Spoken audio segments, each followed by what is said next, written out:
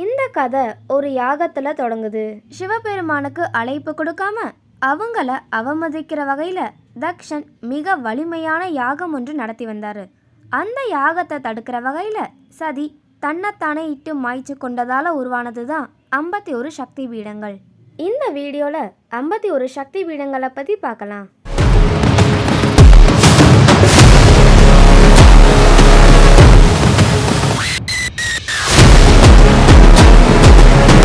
இதனால கடும் உக்கர கொண்ட சிவபெருமான் சதியோட உடலை கையில ஏந்தியபடி இந்த உலகமே அழியிற வகையில தாண்டவமாட மகாவிஷ்ணு தனது சுதர்சன சக்கரத்தால சதியோட உடலை 51 துண்டுகளா ஆக்கிட்டாங்க.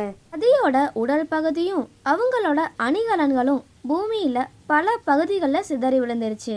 இந்த மாதிரி தேவியோட உடல் பகுதி மற்றும் அவங்களோட அணிகலன் ஒவ்வொன்றும் சிதறி விழுந்த அந்த புனிதமான இடங்கள் தான் 51 சக்தி பீடங்கள். இந்த 51 சக்தி பீடங்களில் தேவி மற்றும் காலபைரவர் முக்கிய தெய்வமாக அருள்பாலிக்கிறாங்க. இதில் ஒரு சிறப்பு என்னன்னா, இது இந்திய எல்லைக்குள்ள மட்டும் இல்லாமல் பாகிஸ்தான், நேபாளம், திபெத், வங்கதேசம், இலங்கை இந்த இடத்துலையும் சக்தி பீடங்கள் அமைஞ்சிருக்கு. ஆனால் சிவபுராணம் மற்றும் காளிகா புராணங்களின்படி 4 சக்தி பீடங்கள் தான் அமைஞ்சிருக்குன்னு நம்பப்படுது.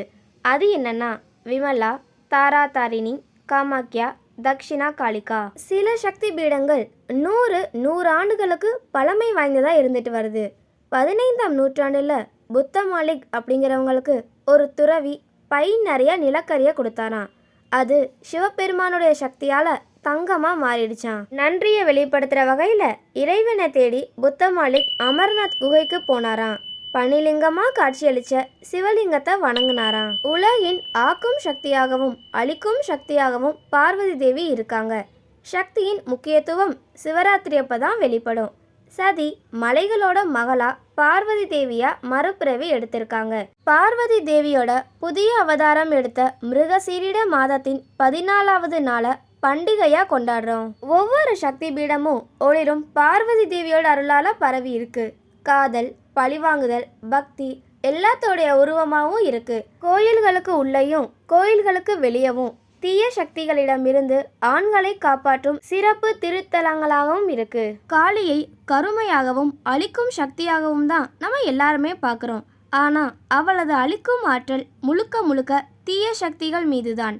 தீய சக்தி என்றால் தான் என்ற ஆணவம், அதனால் உருவாகும் பொறாமை, எதிர்மறை எண்ணம். 51 சக்தி பீடங்களிலேயும் சிவபெருமான் பைரவர் வடிவில் அதே ஆற்றல்ல வெவ்வேறு தோற்றங்களில் காட்சியளிக்கிறாரு. சைவம் அப்படின்னா சிவனை வழிபடுறவங்க, வைணவம் அப்படின்னா விஷ்ணுவை வழிபடுறவங்க, சாக்தம் அப்படிங்கிறவங்க சக்தியை வழிபடுறவங்க. இந்த சக்தி பீடங்கள் எல்லாமே மலைகளின் உச்சியிலையும் குகைகளிலையும் நீர்நிலைகளுக்கு அருகிலையும் எங்கெங்கெல்லாம் இயற்கை தனது ரகசியங்களை மறைச்சு வச்சிருக்கோ அங்கெல்லாம் அமைஞ்சிருக்கிறது ரொம்பவே சிறப்பாக இருக்கு. மனிதனின் ஆணவத்தை அழிச்சு பக்தியின் மூலமா புனிதமாக்கி பக்தியின் மூலமா இறையருளை பெற்று மகிழ வைப்பதே அனைத்து சக்தி பீடங்களின் நோக்கமாகும். இப்போ 51 சக்தி பீடங்களுடைய பெயர்களை பார்க்கலாம்.